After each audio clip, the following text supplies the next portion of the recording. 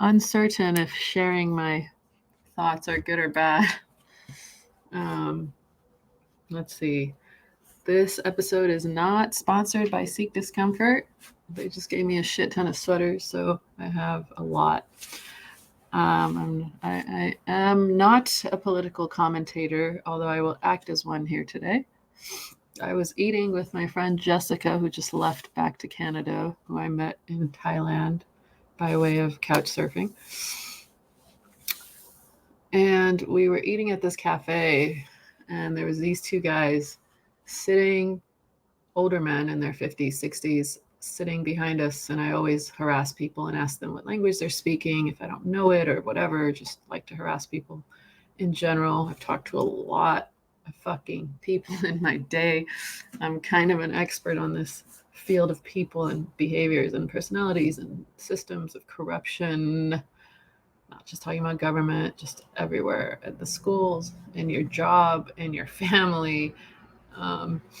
Anyway, I was like, I said to my friend, I said, I think it's Israeli, because that's the one I usually can't always easily, for some reason, recognize.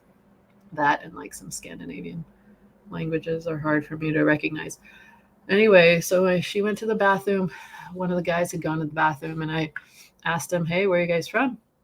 He said, Israel. And I smiled. We smiled.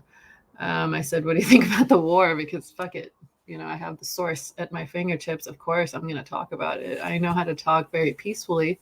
I may go on rants because of my own PTSD about the war, but I have a right to speak on that. Anywho, again, I want to say I don't. My Jewish friend was like, "Oh, you're supporting a terrorist." I was like, if you call Israel Palestine and Palestine Israel, I would support that still. I'm going to support anybody who, whatever. I'm not getting into that. So I said, where are you from? Blah, blah, blah. And I said, what do you think about the war? And he said very confidently, not confidently, but this was his belief. He said, I believe in a two-state solution. And then we were talking a little bit very peacefully. We're fucking peaceful people. We love each other. And I said, how does that work when you build a Bloods gang and you just go plop it in the middle of Crip gang? How does that work? How are you not creating trauma for your Israeli people, for your Palestinian people, for just everybody? Because that's that transgenerational trauma that happens in our own families without outside trauma. Now you have layers of more trauma. That's all that's doing for both sides. That's all that's doing. So who's really benefiting? Probably us somewhere in it, but whatever. And so then his friend came back. And was like, I was like, what do you think? And he said, he agreed with me. He's like, yeah, that doesn't work. So we have two sweet old Israeli men sitting at lunch talking about probably this. And then I jumped in on their conversation, and I don't need to talk about them for hours. I just need to know two things. One guy said, yeah, I believe in the two-state, not with violence, of course, because Israeli people are reasonable people too. We can talk about the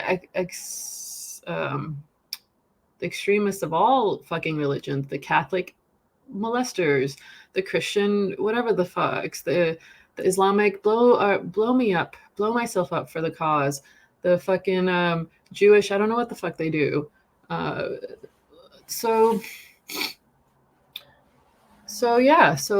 me and homeboy were on the same page. We were like, yeah, it's not going to work if you're just dropping Bloods and Crip gang and being like, good luck, holler.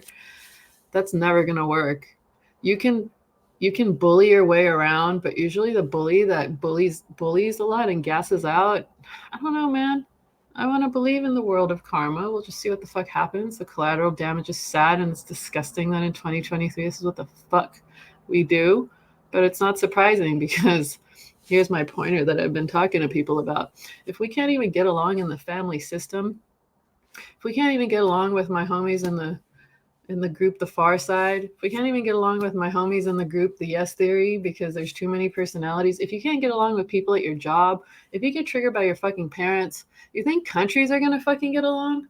You think the good thing to do when you can't even get along in your motherfucking job with 5 people that you fucking hate, that countries should get along as a country? Like, get the fuck out of here. Get the fuck out of here.